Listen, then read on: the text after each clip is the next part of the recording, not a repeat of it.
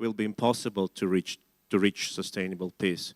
And once again, as a German citizen, I know how partial and how small was the justice after the World War II. And in Germany for decades, even after the occupation of Germany by the Allied forces, there were many people who served as police officers, who participated in Holocaust, who were city majors, who were higher officers of the SS, who made their careers further in the government authorities, etc. And how can we avoid the same continuation of this story now, when the people who organized crimes against humanity, who organized crimes, war crimes, who participate in that and ordered that they will be brought to justice? That is a huge question. But now, as the stage is being set and I've got a signal that we can start our translation, I highly welcome, first of all, I highly welcome Nataliya Humeniuk as a moderator of the next discussion. And before I give this floor to her with the micro, I would like to introduce the guests. It is Franziska Davies from the Ludwig Maximilian University in Munich, who has arrived today in the night from Berlin with a night train, brave ride. Christopher Occhicone from Wall Street Journal, Bloomberg News and Stern magazine. Is he here? Christopher? Yeah, I hope you're here. Volodymyr Yermolenko from PEN Ukraine. Yeah, and yeah. Thank you, Serhii. Okay, we're getting the mic, and again, thank you. I'm Nataliya Humeniuk. I'm the co-founder of the Public Journalism Lab and the Reckoning Project, and I'm really privileged and excited to introduce this the people whom I know well, like Volodya, and also the colleagues. And I probably would like to really speak a bit more about you, just to understand. So. Probably starting with the good friend Volodymyr Yermolenko, who is a Ukrainian philosopher, writer, and a journalist, and this is still too narrow to explain Volodya's role. Volodya is the president of the Ukrainian PAN, and together with Tatiana Ogarkova, he initiated the Cult podcast. Also, Volodya is the voice of the Ukraine within the Ukraine's World project and the commentator for numerous international media. Franziska Davies is a historian of Eastern Europe at the Ludwig Maximilian University of Munich, who specialized in Polish, Ukrainian, and Russian history. Franziska published a book together with Katya Mahotina about open wounds of Eastern Europe, telling the story of the German war against the people of Eastern Europe. And as well, later, since 2014, Franziska has been really keen to dig into the pro-Russian narratives and colonial attitude towards Ukraine in Germany, and is a strong supporter of Ukraine. And as well, Christopher Occhicone, who has been working as a freelance photographer in Ukraine since 2014, now moved to Ukraine, is here and regularly works for the Wall Street Journal, Bloomberg News, the Stern magazine, focusing on the human rights and really a lot of things which are happening. We have very ambitious task and very ambitious title. I would say it probably would be too broad: values without borders, frontiers of freedom, if we were speaking 2 years ago. Today, I should say they are absolutely practical, because for Ukraine, this world means something. The borders, values, and freedom, of course, because if you are in a cellar, if you are in the occupation, there is a very practical way of freedom. So it's really some things, it's more than ideas any longer. At the same time, my first question would be for everybody a bit different in some way for your perspective, whether before we start to speak about the values without borders, whether we live to our values and what values we're speaking now. And I will start this discussion and this topic with a small story, which was, for me, probably the most essential during one of the most interesting conversations during this war, because we're speaking in the end at the Lviv Media Forum. So for decades, as the advocate for public broadcasting, for journalist freedoms, I remember how 10 years ago I was approaching even Ukrainian civil society leaders and explaining why freedom of speech matters. And not everybody understood. We were speaking about a fight of the corruption, other things. Last spring, probably exactly last spring, I happened to be in Kryvyi Rih and in the steel factory, where I've been talking to the metallurgist. And by chance, I was asking, they were, a lot of the metallurgists went to fight. Those who remained in the city, they were, supporting of their fellows in the front line. And there was a guy near this dome and I asked him, like, so why? Why you really support Ukraine? Why it really matters? And, for you, what is really essential? What makes Ukraine different from Russia? And he said, freedom of speech. Because I want to express myself and nobody should tell me what should I tell. Which for me was emblematic for understanding how deep and how the valuable, some of the values we think are discussed in Lviv Media Forum are actually very down to earth to a lot of people in Ukraine. So probably with this, and because it's not any longer a question, I do believe that for Volodya, that there are a lot of values like freedom and the fight with the human rights we practice today in Ukraine, really. They are really reality checked. But what do you think exactly these values can be picked up, and where is this gap between, practicing this freedom outside? And I probably would later, to give you some moment to think, would ask also, what are also your discussions about that in your profession, in your field, in your society? Okay, Volodya. Thank you. So I think when we talk about values, we should understand that values can be contradictory. So some values contradict to other values. Freedom is a very good value, right? But sometimes you face it with some other values which contradict it, like the group identity or something else. And this is a very important thing, that actually we are always in a process of choosing between different values. Everything, all of them are good, but then you should choose something, right? For example, take our situation. We accept that there is a martial law. We accept that there are limitations of our freedom during the war, which we would not accept during the peaceful times. And I think a little bit when, for example, we are talking with some international colleagues, there is this gap between what you stress upon. I remember this discussion in the years before this big-scale invasion, where Ukrainians were arguing, look, there are values of freedom, there are values of security. Can we really say that there is one thing? Can we really, can they be non-contradictory between themselves? And there is a big discussion. I know that Tim Snyder says that there is no security without freedom, but I think that sometimes we can also think otherwise. So I do think that, for example, when we are talking about today's situation, I really think that it's not appropriate to talk about European values, not non-European values, etc. I would rather think about specific concepts and specific words. And for me, one of the key words, for example, I will pick up some words. One of them is violence. I think that Ukrainian society, what I see me living, I was born in 1980, and the way how it evolves, I think there is increasingly less tolerance to violence, to all sorts of violence. It doesn't mean that we are went to an ideal shape, ideal state, but when we talk about in which way Ukraine is different from Russia currently, I would not only talk about freedom, I would talk about the attitude to violence. Because I do think that totalitarian regimes, and Russia is a heir of totalitarian regime, is actually the fabric of society is built upon this verticality of violence. So you either suffer from violence or you exert violence. And I do think that in Ukraine, again, it doesn't mean that it's a linear process and we don't have like remnants of the past here.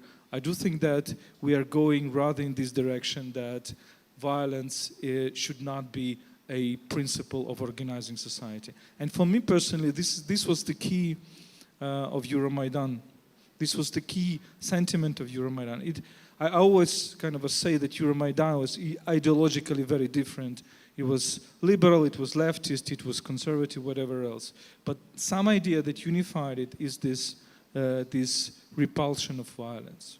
The second thing I think that what is interesting in Ukraine right now is that the world is now really has these breaches, these trenches between two sets of ideas. One, I would say it's progressive, liberal ideas. Another set of ideas is like conservative, traditionalists, etc. And we see these splits almost everywhere. We see that Russia clearly has this split and chooses the so-called conservative, traditionalist agenda, which is, I think, is a fake, is not a real conservative agenda. But then we see Poland split in two, we see America split in two, we see Britain split because of the Brexit, etc. This is the same set of ideas, like either you're saying you're radically progressive, radically liberal, or you're saying that you're radically conservative. And then these two sets of values are going and splitting apart. And I think this is wrong. I think one of the things that is going on also in the Western world as well is this radicalization of these sets of values. And here the question for us, for example, I think that Ukrainians, there is some way for us to find a balance between them, but because I do think that in the past decades, one of the leitmotifs of our idea of organizing society is balancing tradition and modernity. Even if we go deeper in the past, if we go to our art, to our culture, to our modernist writers, to our avant-garde, it was always going to the future but also reinventing the past. And I think this is important to think about, that we actually can avoid these splits which are really splitting many different countries. And the last word is, of course, the word dignity, which we all pronounce, but very often do not define. And it's very difficult to define, because in legal field, dignity is very rarely defined. But if you look back at this word, which comes from the Roman era, which has nothing to do with human rights, which rather has to do with the idea that the Roman patricians have something, an achievement in their life that they will never give back. So the idea that there is something with you that you will never give back, you would rather die than give it back. And then the whole idea of the European civilization, I think it's the question how we expand the space for dignity and how we reduce the space for violence. And I think this is again a never-ending process, because the stories that Janine was telling, for example, shows how hypocritical also the Western civilization very often is towards other regions of the world. That it says, okay, dignity is in our space, but not in the others. That's the whole story of such a paradoxical thing as liberal racism in the late 19th century. And I think this story is how we expand this space for dignity for all human beings, but also beyond human beings. And that's the story of the 21st century. Yeah. Franziska, I'm here definitely not to bash Germany or German society. I actually should also be very grateful for what is done for Ukraine.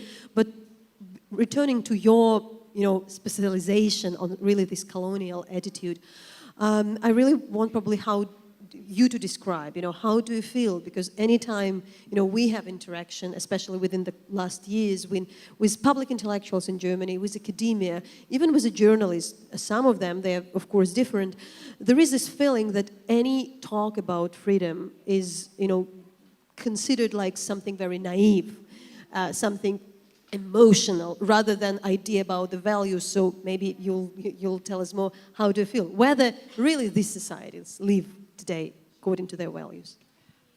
I'm very happy to bash Germany. So it's your right.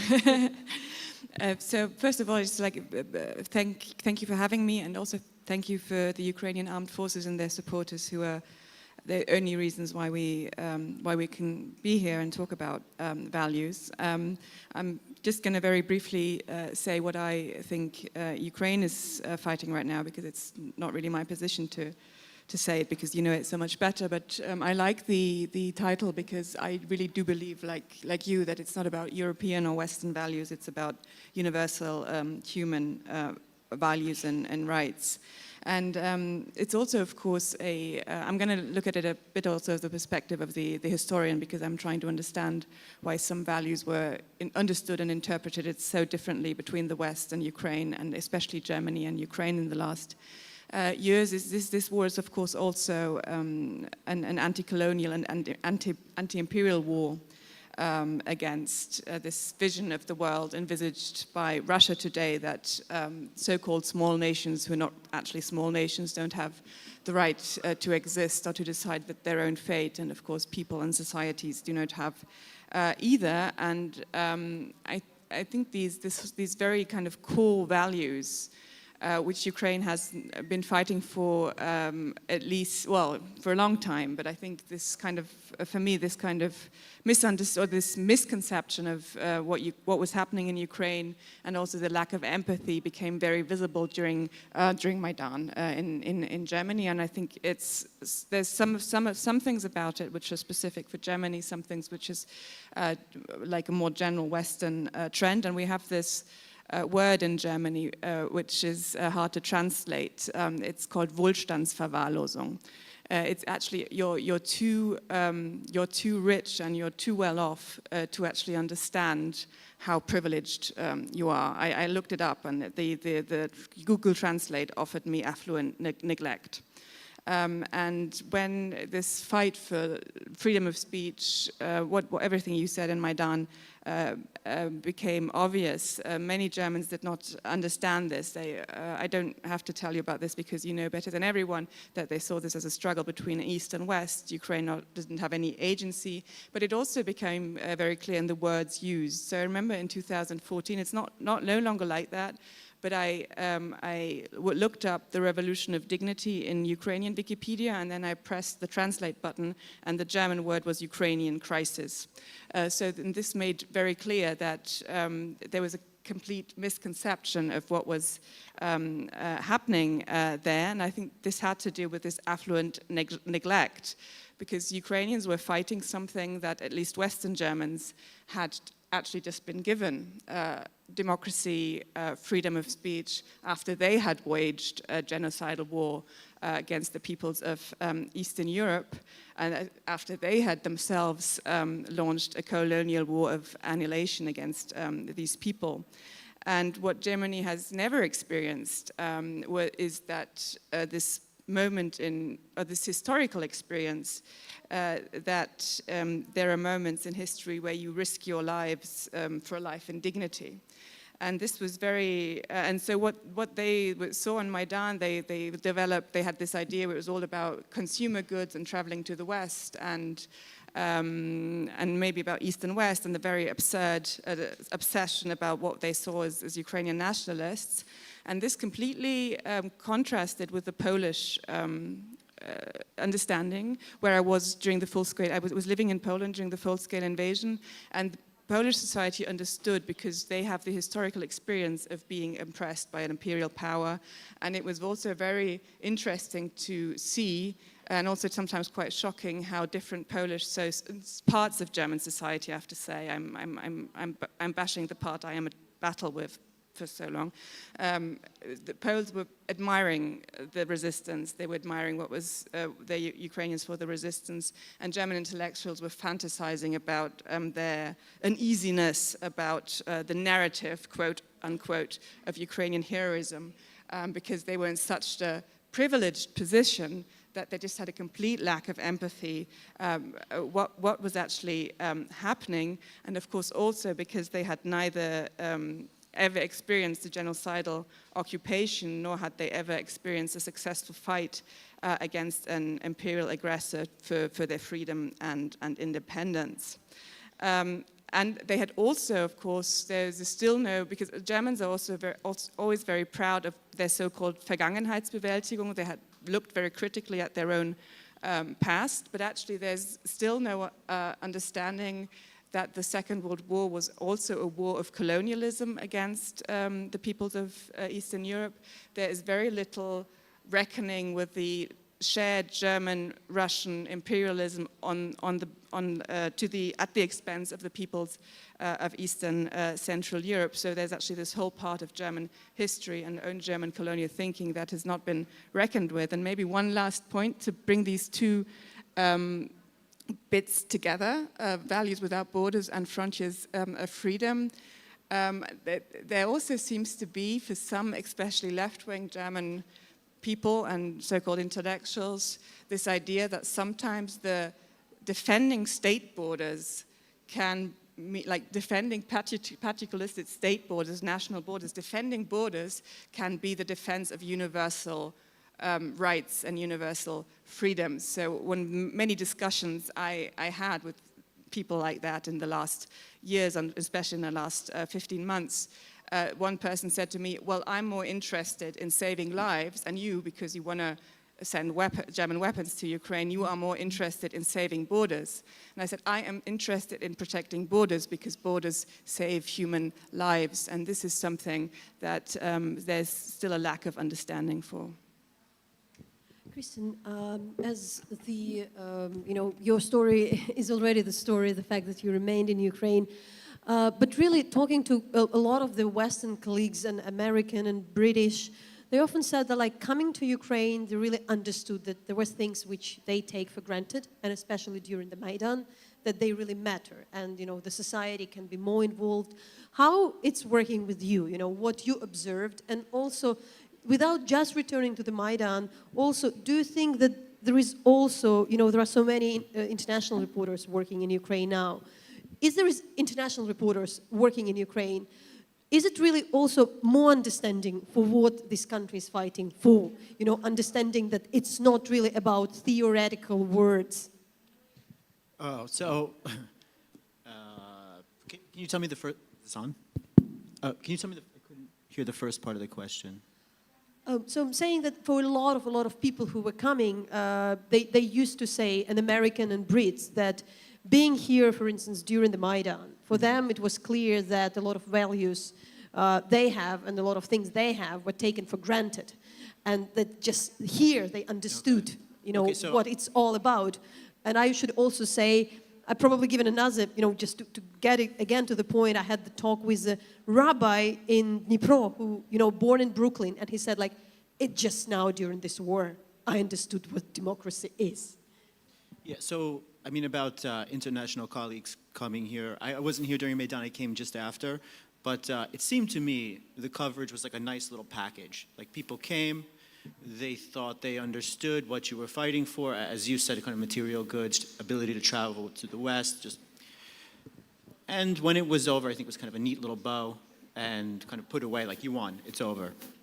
But, and I've seen a lot, like working with the Wall Street Journal, I've worked with a lot of writers who are very well educated on what's going on here, guys who have lived in Russia, guys who have lived in Georgia, guys who have lived here, speak mostly fluent Russian, and are able to understand the complexity of what's going on.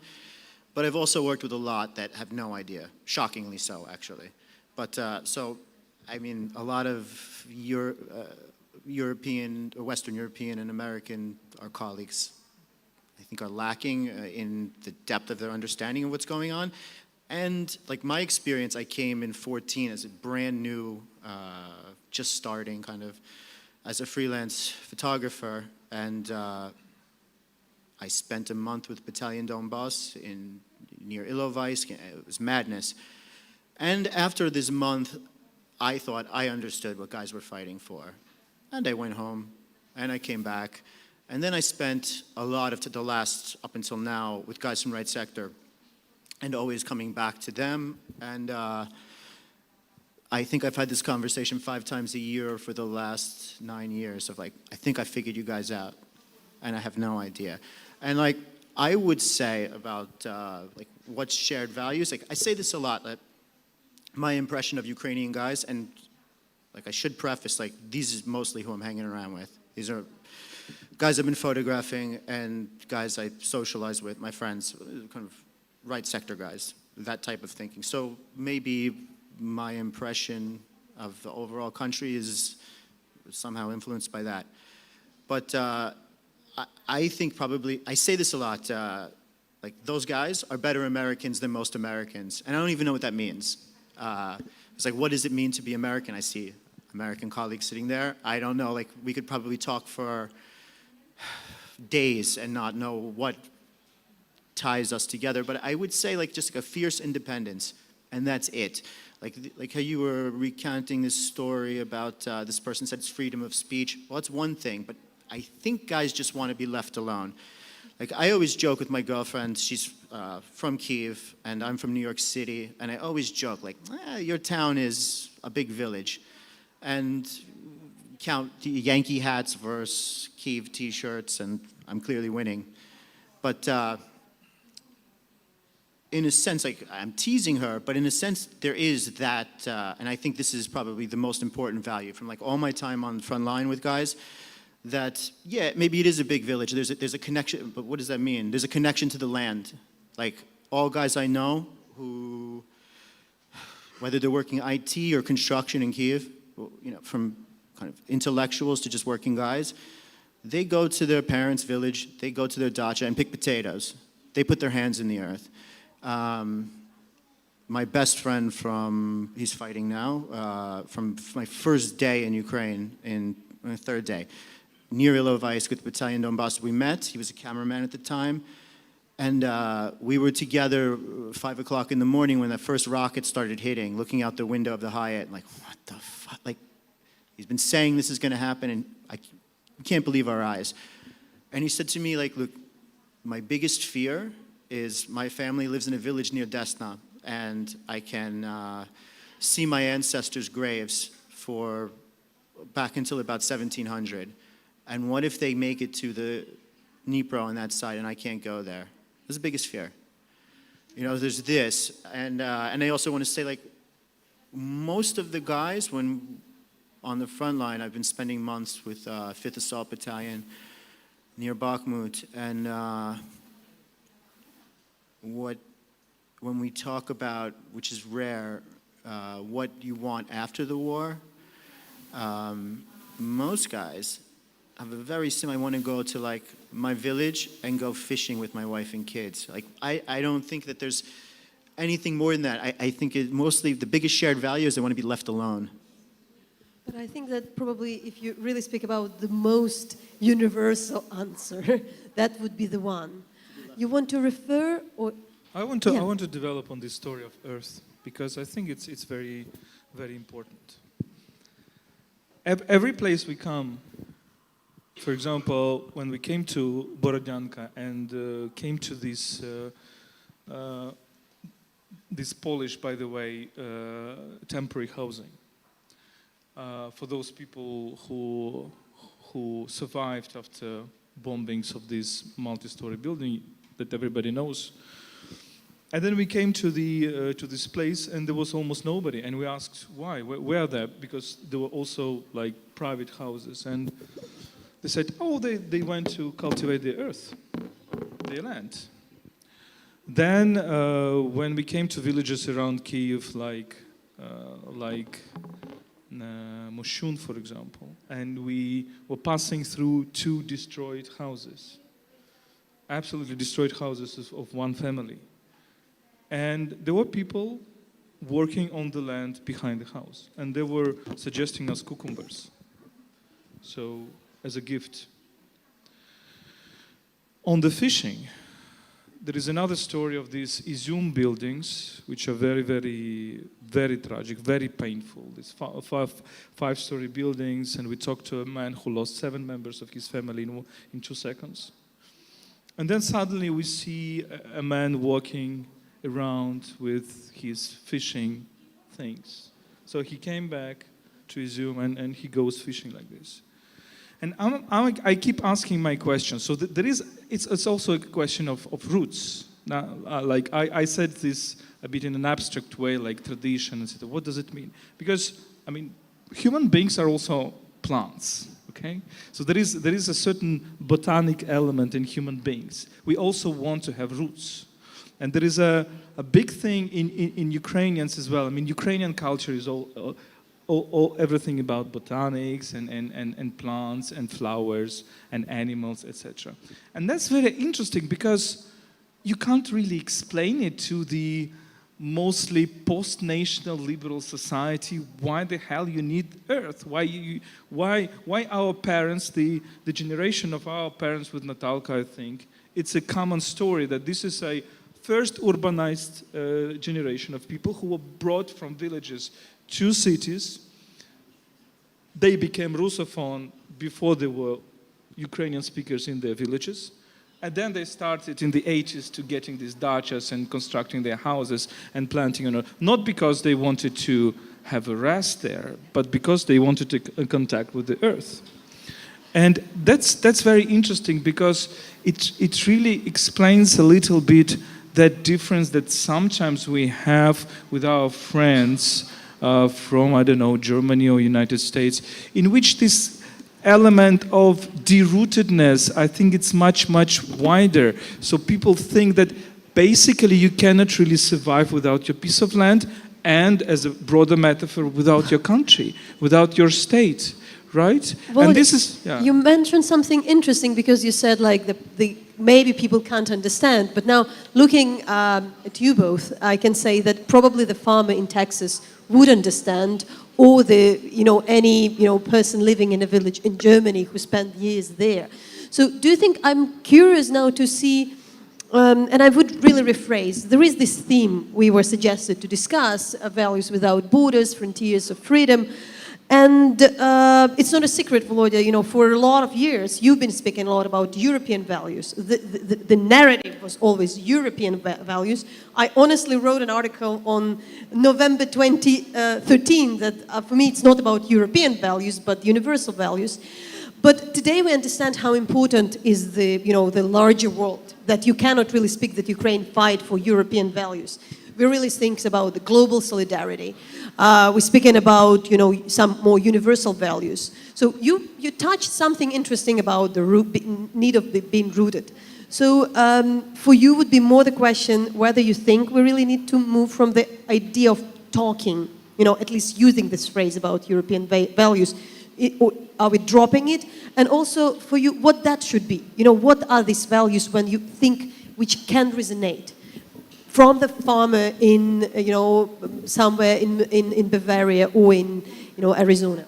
Okay, well, first of all, to this land question, not my area of expertise. As a scholar, I'm always eager to point out what I don't know anything about.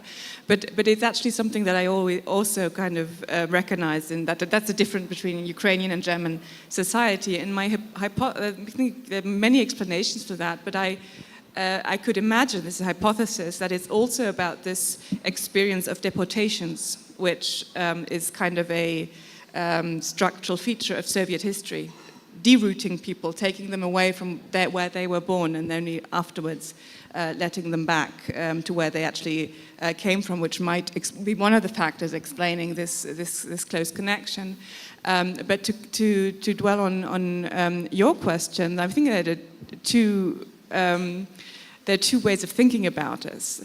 For me personally, but that is possibly a moral position, this is about universal values. And you can also think about this on a solely pragmatic level. The most important thing right now is for people to understand, regardless of where they are, what is happening in Ukraine.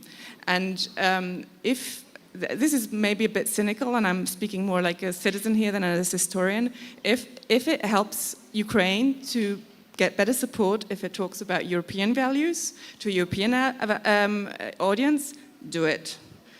Because that's like pragmatically the best thing to do.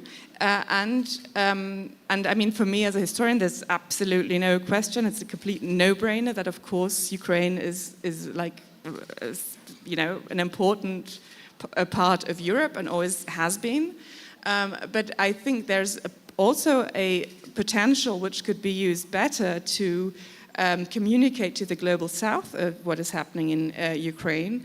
When you and it's not like a silly abstract idea. It's based in reality that this is also an anti-colonial struggle. That is, I think because if you talk about European values or Western values, you exclude people from the global South or peoples who have experienced Western colonialism. I think it's important to communicate that this war against Russia is also a war against imperialism and colonialism, and the attempt by this dictatorship to recolonize parts of Europe, parts of Eastern Europe, Ukraine, of course. This is a story which should be told more, and it's not always easy. I was at a conference where we tried to do this, we're talking about the Global South and Ukraine, like the same framework of an anti-colonial and or decolonizing perspective. And it takes a bit for people to make the connection, but I think it's really important to communicate this, and there's absolutely intellectual and empirical ground to stress this moment. So, Christopher, so what resonates for you in what Volodya said? Because we were speaking about, saying bigger Americans, but when you're speaking about that, how that would work. So you were speaking that some of the guys fighting, they were thinking about them. You were portraying them, as somebody, who are probably more American in this value. Okay, so I think, like you're talking about, if it's necessary to say European values to convince people to support, I agree with you, but I feel here is something different. It's its own thing, somewhere in between. And this idea about again, so what's the European values, what's American? I have no idea what American values are, except for kind of a fierce independence. I would say that most of the people I know, their values are more aligned, less so with New York, Boston, more progressive values, and more aligned with like Missouri, Texas, Arizona.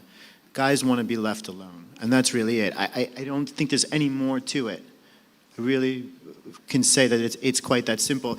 And probably the biggest struggle, like you mentioned earlier, this kind of push and pull of conservative and progressive, I think, like from my experience, how to say it, like working in internats for a number of years, I've seen some pretty horrific things, and always explained to me as Soviet thinking, Ruski Mir.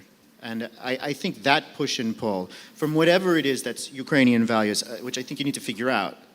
I think it's the process. And it reminds me a lot of like the Irish, kind of always discussing who we are, what are we doing, what makes us Irish. And I hear this conversation so much in the past years, and I think that's the pull. Like, it doesn't even matter exactly that this list of what is Ukrainian values is the same. It's just that everybody agrees we are Ukrainian. And after that, it's more of a contrast with this older mode of thinking, very institutionalized. And I mean, even silly examples, like if you have a card, like press card, I should say this, press card was expired, and I was waiting a week to get a new card. So my friends are volunteers, and like, we'll make you a card that says you're a volunteer so you can get where you need to go in the East. And I was like, you think it's gonna work? They're like, yeah. We laminate it and put a stamp on it. And that's very indicative of, like, I lived in Poland in the 90s, and the same, if you have a card or a letter with a stamp, and if you laminate it, you can do whatever you want. And this is, to me, I don't think, that doesn't seem very Ukrainian to me, this seems Soviet to me. Something that's been beat into you, where like, oh, you see some official document and just say yes. Then, in orphanages, like, more serious example, like, I've seen this in multiple places that I photographed, where a child has a dirty diaper, is tied up in bed, and why wouldn't you change the diaper? Because we change them at 8 o'clock. 8 o'clock, noon, 4 o'clock, and 8 o'clock. That's what we do. It's our list of instructions. To me, that doesn't seem very, it's not humane at all, but it's also doesn't strike me as the warmth and hospitality that I've come to love about your country. It seems to me to be a very Soviet way of thinking. And I think this push and pull, to me, seems to be the most difficult thing that you need to figure out. Like, even just now, it was in a town on the front, and in a stabilization point for injured soldiers, and they brought in some wounded civilians. And the wounded civilians who were hit by, received shrapnel from Russian artillery, and I mean, gonna lose a leg, gonna lose an arm, like really in bad condition. The Russians fired those artillery shells, and in the operating theater is a portrait of Bandera on the wall, and they were in complete panic that the Banderites were going to do something to them. So, I mean, this clash of ideas, I mean, I don't want to insinuate at all this is a civil war, but in this, like in the context of the greater war, I think you have at least a civil war of ideas happening here. You want to respond? Because I have a different question. And Volodya. Well, I think we have to differentiate between the different levels. I mean, what you say, a civil war of minds, you could always also call a pluralistic society. So it's also a question of how you phrase it. But I think, I mean, on this, what are we talking about? And for of course, Ukraine is a pluralistic society. There are different ideas, there are different values, but there are I think what this war shows is that there is some values which you can all agree on, or the vast majority can obviously Would you agree. name them? Well, living free of occupation. And I mean, it's the same thing. Being left alone could be also, a democracy, where a state doesn't, tell you what to think, where you don't have to be afraid of torture. So. But again, I mean, I think that all the values we're talking about, like individual freedom, solidarity, justice, whatever else, everything is good, but every value can turn into the opposite. And that's a very important thing. Because sometimes in Germany, I'm sad, okay, we cannot compare Nazism and Bolshevism because, Nazism is based upon the very bad assumptions, and socialism is based upon good assumptions. And I say no, because Nazism is a degeneration of the idea of a nationalism, patriotism, which was kind of a very good in the 19th century. Then it went to some absolutely crazy criminal things. And the same with Bolshevism and socialism. So, and when we talk about values, let me just give you an example. For example, community.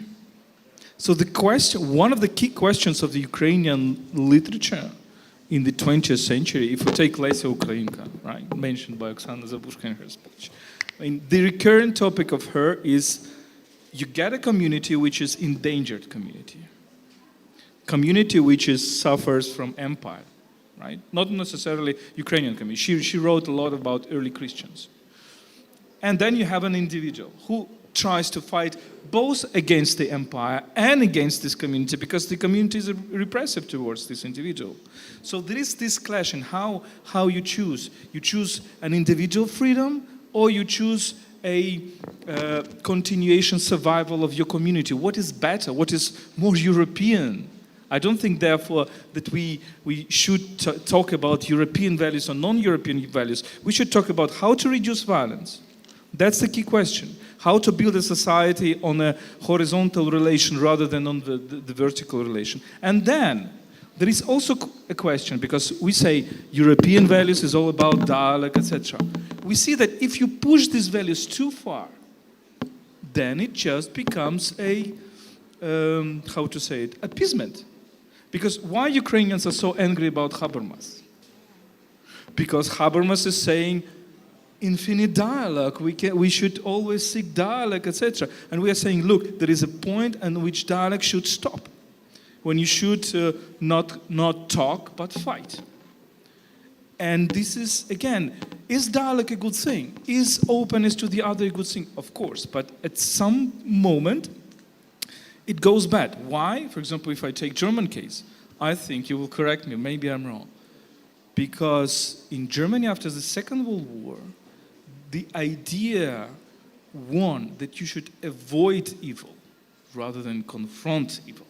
Because if you confront evil, if you say, okay, I will be a warrior which will fight against evil, you will be suspected that you're going to far-right rhetoric, fascism, Nazism. So the problem of this European discourse was that the idea of a fight, of a what I would call warrior ethos, was assimilated with these ideas of far-right, of Nazism and fascism, and it was a mistake. It was a huge mistake, and therefore we have this very long, since 2014, attempt to understand Ukrainians who say, yes, we are for individual freedoms, we're for human rights, but at the same time, we're for community. We think that nation is not an obsolete term, etc. So the question we need to ask is not a question of European, non-European. The question is how to reduce violence and how to extend the space for what is called dignity. You in fact touch something I would want to go on, but I also want to think that if you want to ask the question, let me know. We'll have some time, maybe 5-10 minutes for that. But I'll build upon that, because returning to the beginning of our conversation, I think we have a lot of like negative solidarity today. You know, an enemy of my enemy is my friend, and that's how geopolitics often works. And for me, the question is whether we can build this positive idea of solidarity if we speak globally, and whether freedom is something to build around. Because it's very tempting to call this war the war of freedom against authoritarianism. But with this message, you probably won't, reach a lot of societies. You probably won't have too many allies if you want to seek them, outside of many, many countries. If you really, so much speaking about, freedom as such, if you really put it, this distinction without that. So what would be, you already mentioned something, the eradication of the violence. What else could be, these freedoms which are potentially can be the freedoms without borders, and maybe how freedom can be reframed. So it's, met everywhere with the same appreciation. So I think we need to talk as much as possible with other people and just seek these horizontal relations. For example, I had a wonderful, just published on Explaining Ukraine on Ukraine World, very interesting talk with the Argentinian journalist Carolina Amoroso. And I asked her a question. Okay, she came here 24th of February. She returned here several times. I asked her a question. What was that you recognized yourself in? You're Argentinian, you came to Ukraine. What was that you recognized the most? You know what she responded? Women. The role of women in the society, in this war, etc. So she feels that, and she feels that compassion and that solidarity. And I think in every situation we kind of can see, can look at it. The second thing is, for example, it's very interesting right now to reflect upon how there are parallels between Ukrainian development and, for example, Jewish development. Because for Jewish culture across the world, I was also surprised to hear that these last decades, we know the story of Ukrainian, the Jewish world. It's not complementary, right? And rightly so, right? So there are lots of problems, not only with the Second World War, but with Haidamaki, with Khmelnytsky, etc. But there is a point where suddenly the Jewish and Ukrainian identities, values, traditions coincided. I think the first point was during the first independence of 1917. There was very interesting cooperation. And the second point was now, because in both these cultures you see kind of a renaissance. And the idea of coming back to the grave, this is, well, what is now we see in Uman and the grave of Tzadik Nachman, and this is all tradition in Jewish culture and in Ukraine. So it's a very interesting thing to reflect about. And the last thing I would say, of course we need to avoid this geopolitics of values, to say, okay, there is European, there is non-European. Because what is going on right now, I feel this parallel what happened in Europe in mid-19th century, what we call the Spring of Peoples, 1984. So the thing about the Spring of the Nations, 1848, what I'm saying, 1848, right? The Spring of the Peoples, 1848. That nations in Europe felt it as the final revolution. So there is a cycle between the French Revolution and 1848, and everything will be fine, and Europe will be turned into a republic of nations, everything will be good, the monarchies would be put down, etc. What happened was the exactly opposite. Authoritarianism won, you had empires everywhere, Russia was saying, I'm against all the revolutions, etc. And these values realized only after the First World War. What we have now, I think we have similar story, which rhyming that story, but around the European Union. We have it, and Natalka, you know it much better than me. We have it in Maghreb, we have it in Middle East, we have it in Iran, we have it in the Caucasus, we have it in Ukraine, we have it in Belarus, we have it in Moldova, etc. And the thing is that in most of these countries, these revolutions were defeated. But so far. Revolution in our country was defeated, I think, a few years after the Orange Revolution. We had this counter-revolution. And then there is a long process, and we need to think about this, that the fact that these revolutions were defeated, these revolutions also for dignity and good things, it doesn't mean that they are defeated forever. And I think we should be looking at it. We see the hands in the hall, but you can start, and then we will give the Yeah, floor I to- just taking that up. I think that's. I'm not sure whether there is this one word or this one message we can like fits everyone. But I think what many people, what really is a story that many people can connect to is that Ukraine is an example that societies and people can change something. Because very often, even in democracies, or particularly in democracies, but also in, of course, authoritarian states, you have this idea, this cynical idea that it doesn't matter what we do, things do not change. And I think Ukraine is a very powerful counterexample. The gentleman. Yeah. in Sweden. Good evening, everyone. My name is Alexei. I'm from Kharkiv, and I don't know is it will be a question or maybe some kind of opposition what I heard for the last hour, but I think that when we try to find the explanation about the freedom, about another definitions, if we talking about the nations, about the countries, I think that maybe it's not a quite right thing, because it's more about not to name a color, to show the specter. Because if we ask what is the freedom for the Ukrainian, we will have one answer. If we ask German for what is the freedom for him, it will be another answer, because it's another cultural context, another political, economic context, another educational context, first of all. And if we ask, for example, in the China, what is the freedom for them, it will be not a freedom for the Ukrainian, for the German, for example, but for the China people, it will be a definition of the freedom. So maybe we must think about what is the freedom in the long term, because also what was said about the French Revolution, about the Spring of the Nations, and about the Ukrainian revolutions, it's about the historical process, because we have one meaning in 2004 about what is the freedom for us. We have another meaning in 2014 when we just stay opposite Yanukovych. And now we understand that our definition of freedom also changed after full-scale invasion. Yes, for me. Can either you respond or... Yeah, but I would say, like, but what is the freedom for a human being? That's a very good point. But I think there is a frame in which we still can think about freedom universally. And I think this is a frame, what is called negative freedom and positive freedom, which was done by Isaiah Berlin and then Erich Fromm. And I think this is an interesting frame, because are you thinking about being free from something, and then you're dependent on that something that you're trying to be free from? It's like this Nietzsche metaphor of a lion. Lion is a big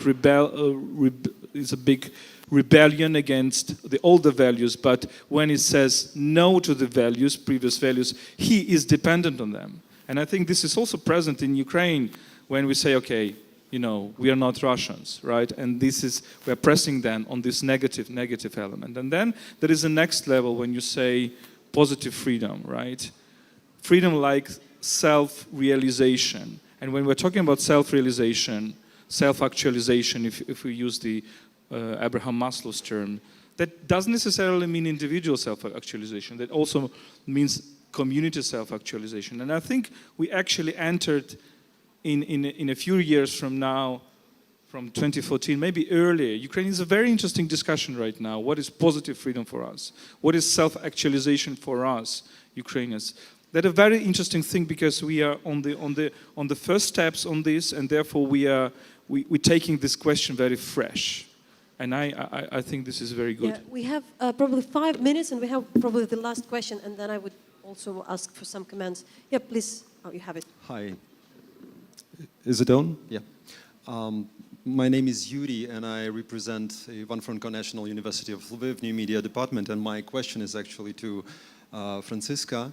I was a little bit astonished with your relation to anti-colonial relations between Ukraine and Russia, since we may remember the story of Kievan Rus and who was the actual donator of the Byzantine culture to actually Russia. So maybe let's talk about resentment and some relations in terms of Marduk and Tiamat. So I'm your son and I'm your daughter, and that's why I want to be the first, and that's why I'm going to kill or absorb you. Thank you. I'm not quite sure whether I understood the question correctly. It's not so much, I'm not a historian of Kievan Rus, that's not my speciality. But if you look at like the absorption of Ukraine into the Russian Empire from like 17th century onwards, there is this constant attempt to, well, especially then when then like more modern, more self-confident Ukrainian national movement emerges in the 19th century to fight this with tropes which I think are very colonial as Ukrainians, as these non-historical people, which is a classic, I mean, I'm quoting the Russian imperial view, I'm not obviously making it my own, that this does have some parallels, even if it's not exactly the same thing, of colonial and imperial discourses in other Western imperial contexts. So we have just a couple of minutes. I probably would have the last one for Christopher, unless you'd like to add, very brief, because Volodya, you practically answered, because my last question was about the positive freedom. Because in Ukraine and post-authoritarian countries, we really fight a lot against, you know, during the war again, against occupation, against the mightful army. But if you would go back to US and would pass the, you know, the message from the fellow friends in the front line, you said already, for independence. What else you would say for what? Freedom for what? Maybe if you also elaborate a bit more on the ideal of freedom in this regard. This is actually quite a tough question. I very rarely go back to the US, and when I do... Like, on phone. Imagine you speak on phone. What? Imagine you talk on phone or just Zoom to somebody. Yeah, well, I will tell you that I usually keep it quite short. I tell them, like, yeah, you know, it's a place where they have the Scorpions reunion concert every year. Like, there's, you know, it's a hard thing to talk about when I go home, because I was just in the United States for 3 weeks for the first time since the invasion, and I spent it with Ukrainian amputees. I didn't want to see my friends from high school or university, like, very uncomfortable, because I feel like everybody's